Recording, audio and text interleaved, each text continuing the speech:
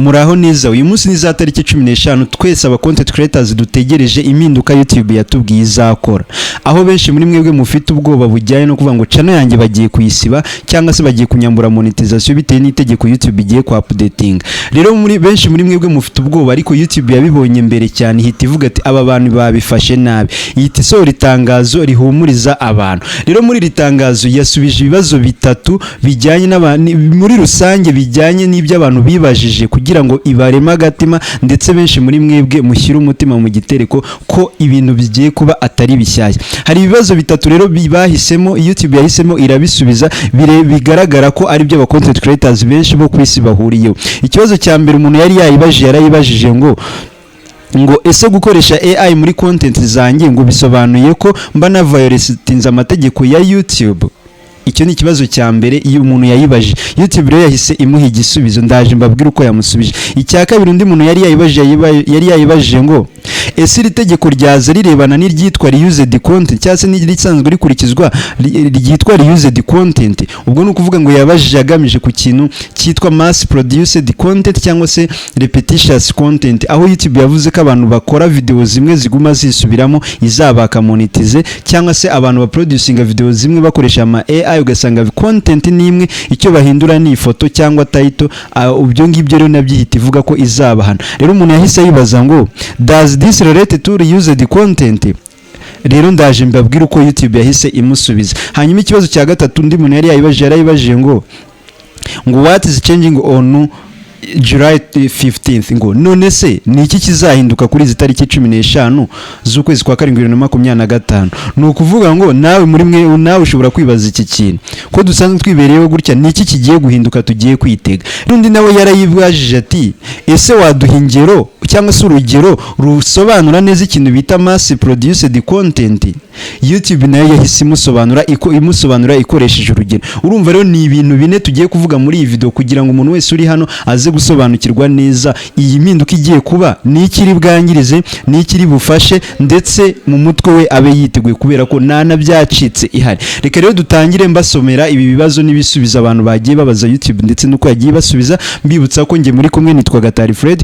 Ikaze abantu bashyashya bageze hano bwa mbere, mureba hano handitse subscribe mukandeho, hanyuma mufungure inzogera kugira ngo muzadushyiraho video nk'izi muzajye muhita muzakira. Ntibikiri ibanga, abamaze kutumenya baratwirahira. Icyanzu.com, igisubizo kuri buri wese wifuza ibikoresho byiza bya electronic 99% byiganjemo iby'aba content creators, kuko twiyemeje kubashyira igorora. Tugufitiye ibikoresho byiza bituma utandukana n'ibibazo by'amajwi, birimo microphone z'ubwoko bwose, zaba iz'imigozi n'izitari iz'imigozi. Abamashusho namwe ntitwabarengeje ingohe, kuko tubafitiye ibikoresho bitandukanye bituma utandukana n'ibibazo by'amashusho. Muri byo twavuga nka camera stand, phone stand, ring light, gimbals, amatara ya kamera ndetse n'aya telefone. Kandi ibi byose biri ku giciro gito mu buryo budasanzwe. Akarusho kandi waba uri Kigali cyangwa se uri mu ntara, ibikoresho tubikugizaho mu buryo bworoshye kandi bwizewe.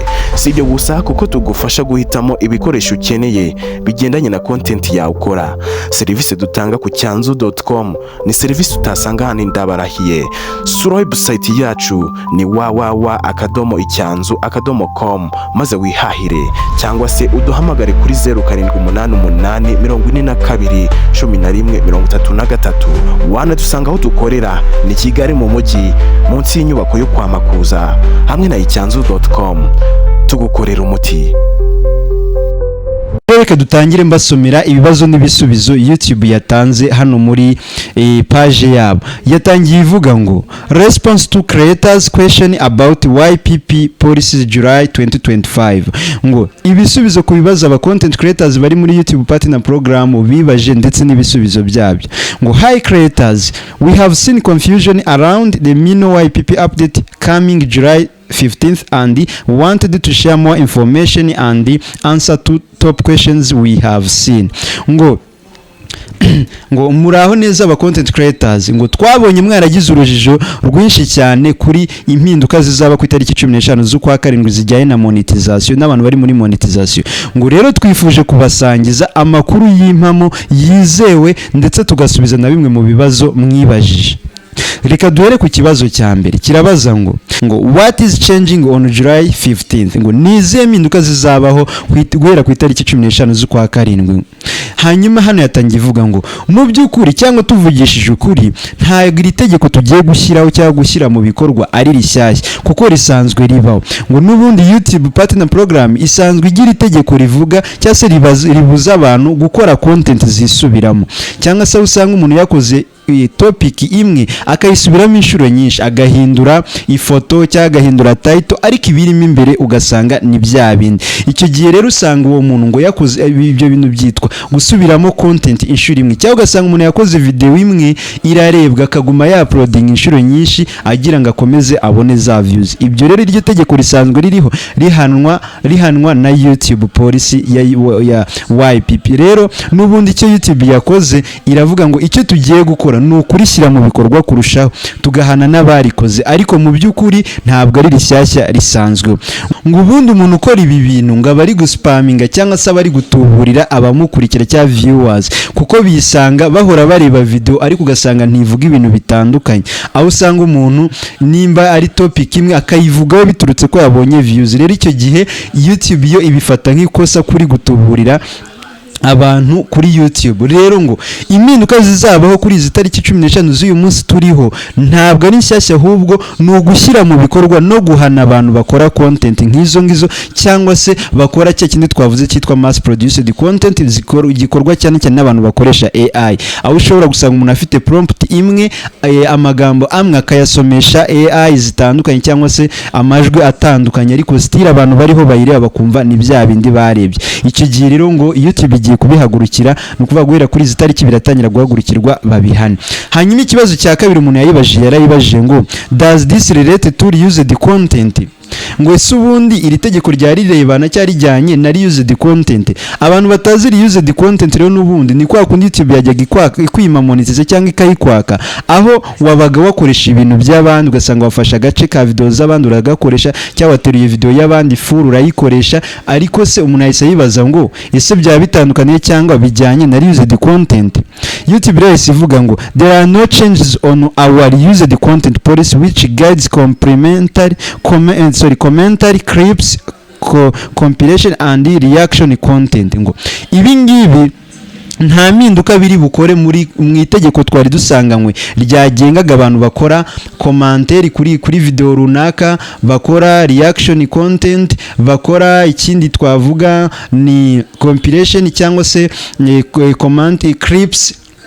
Ngo nta mpinduka ziri buze kubaho. Nkuko mubizi n'ubundi YouTube isanzwe yemera ko umuntu akoresha video y'undi muntu ariko akayikoresha mu buryo bwo kwifashisha kugira ngo agaragaze ibye, cyangwa se akore reaction video. Nzabakoreraho na video zijyanye n'abantu bakora reaction video uburyo mushobora kubikora ntibibateze ibibazo. Hanyuma ibi rero ngo itegeko risanzwe rihana abo bantu ntabwo ryavuye, ahubwo rirakomeje. Icyo rigiye gukora ni ugukomeza gushyirwa mu bikorwa.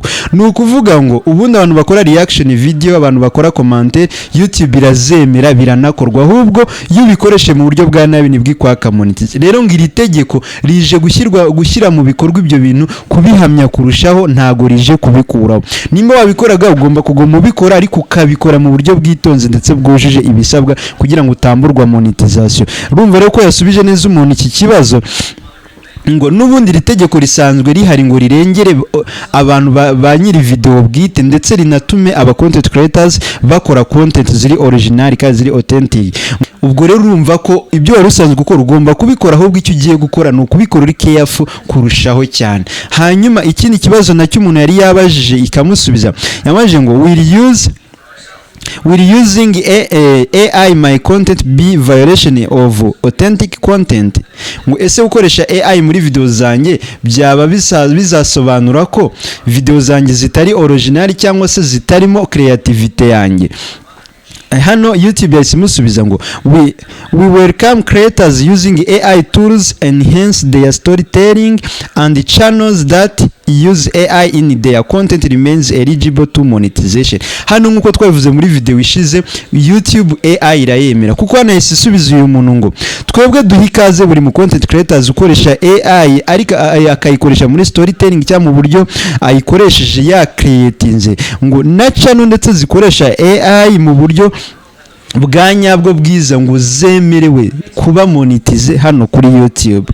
Ngo all channels must follow our monetization policies and the creators are required to disclose when they are realistic content is altered the content or sensitive more information on Discord n'ibindi bitandukanye. Ngo ubwo rero urumva nimba YouTube iha ikaze aba content creators bakoresha AI muri creativity yawe cyangwa mu gukora amavideo hano kuri YouTube, ngo ikigusaba bikore washyizemo creativity yawe ndetse na originality yawe, nurangiza unuza kwa uploadinga video yawe wibuke uvivure hantu handitse altered content, bisobanuye ko content wakoresheje aho ngaho atari creativity yawe ahubwo wakoresheje AI. Rero urumva ko yamusubije neza, ndetse nawe wibaza guti ese gukoresha AI birahagaze burundu? Hoya, ntabwo bihagaze, ahubwo uburyo bwo kubikoresha nibwo ba-updatinze uburyo bwo kuba wakora content ikaba irimo creativity yawe, hanyuma ukongeramo ndetse no kubwira YouTube ko altered content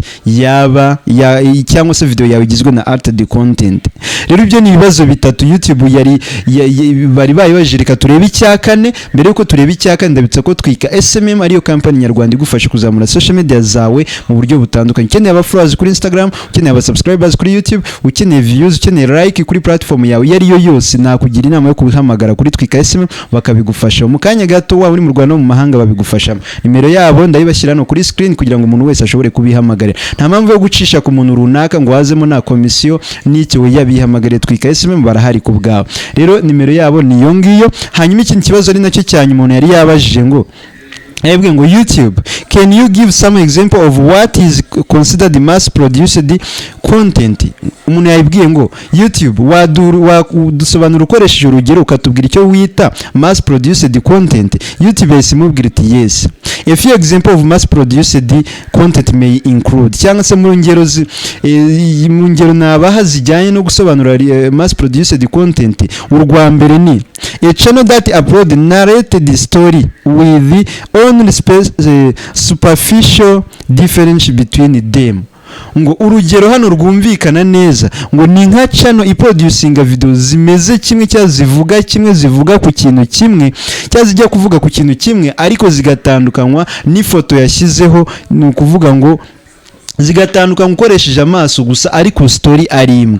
Ni ukuvuga ngo uwo muntu aba yakoze icyo twita mass produced content. Ni ukuvuga hari nk'umuntu create content akavuga ngo Gatari yibye ikaramu mu isoko, n'urugero, akongera mu kanya ejo agakora indi video ivuga ngo Gatari yibye inkoko wenda ku kagari. Ibintu nk'ibyo akaguma yisubiriramo ibyo bintu. Ni ukuvuga ngo icyo abantu bakora, babonye kuri ku ifoto hariho inkoko, ahandi babona hariho ikaramu, ariko bagiyemo imbere basanga story n'imwe. Icyo gihe rero birangira uwo muntu ari guspaminga abantu. Nibyo YouTube bishaka guhagarika. Urundi rugero rwa kabiri yavuze ngo channel yitwa ko ikora icyo twita mass produced content. Ibivuga ni channel imeze gutya: channel that upload slide shows that all have the same narration.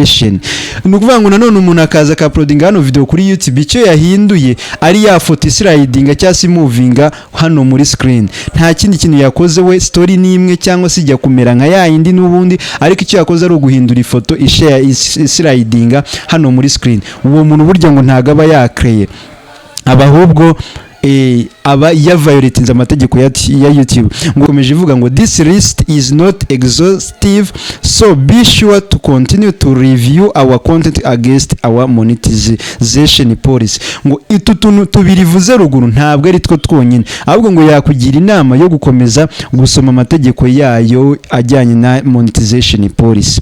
Rero nkuko mubyumvishe hano, ndizera neza ko ibi bisubizo YouTube yatanze bine bisobanutse neza, aho umuntu wese uri tayari hano asobanukiwe icyo twakwita impinduka zigiye kuba uyu munsi. Yumvishe ko content za AI zemewe, ahubwo ukazikora ziri original, ari we wazikoreye, ukicara ugakreate ukifasha AI ikagufasha, ariko ukaza no kuvivura ko ari altered content. Abantu batarebye altered content, murebe iyo video narayikoze, hanyuma ikindi change ya YouTube tubwiye ko atari iri tegeko risanzweho, ahubwo ikiye kurushaho kurishyira mu bikorwa. Ikindi tubabwira ko n'ubundi ritaje guhindura ibijyanye na reused content yari isanzwe ihari, ahubwo ije kurishyira mu bikorwa kurushaho, ndetse duha n'ingero zikora iz'amacano akora ayo makosa.